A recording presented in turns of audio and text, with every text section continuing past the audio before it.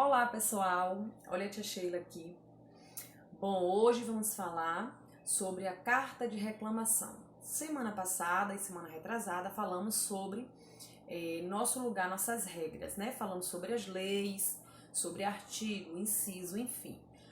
Hoje vamos falar sobre carta de reclamação. Vamos lá? Algumas vezes o cidadão poderá ter um direito desrespeitado, portanto, é importante que ele saiba que pode fazer uma reclamação. Os direitos são garantidos por lei, é preciso saber como reivindicá-los. Por isso, existem canais de reclamação que são recursos destinados a essa situação, né? Vocês já sabem, falamos já de outras cartas e hoje vamos falar mais sobre a carta de reclamação. E a gente precisa saber, né, dos nossos direitos e aonde vamos recorrer esses direitos. Vale recordar que uma carta sempre apresenta um remetente, aquele que escreve a carta, um destinatário, aquele que recebe a carta. Observe alguns elementos que podem compor esse gênero textual. Identificação do remetente, né? Os dados, como o nome, né? O nome completo e contato. Data e local, caso sejam pertinentes à reclamação. Descrição do problema ocorrido, né? Vocês precisam identificar a descrição deste problema, né? No qual vocês estão fazendo, né? Esta reclamação. Vamos lá. Apresenta estrutura argumentativa com argumentos que possam convencer o destinatário de que o reclamante tem o quê? Razão.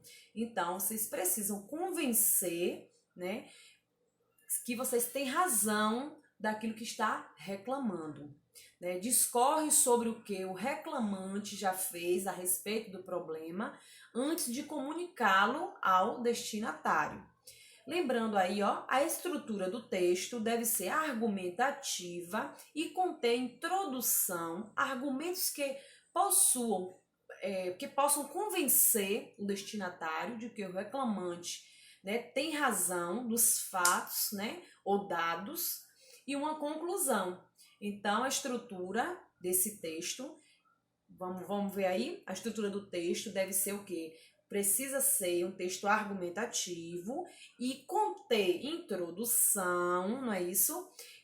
Onde o quê? Depois vocês possam estar argumentando para convencer este leitor, certo? Vamos lá.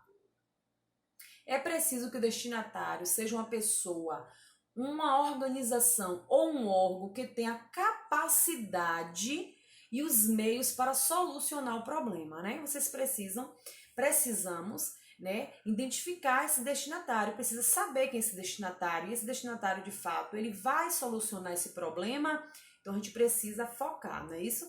Vamos lá. Se um consumidor tem problemas com uma compra, por exemplo, ele pode buscar ajuda na ouvidoria da empresa que, no caso, comercializa o produto. Caso a empresa não se responsabiliza, né, não resolva a reclamação, ele pode encaminhar uma queixa ao serviço de proteção ao consumidor. Quem já ouviu falar em PROCON?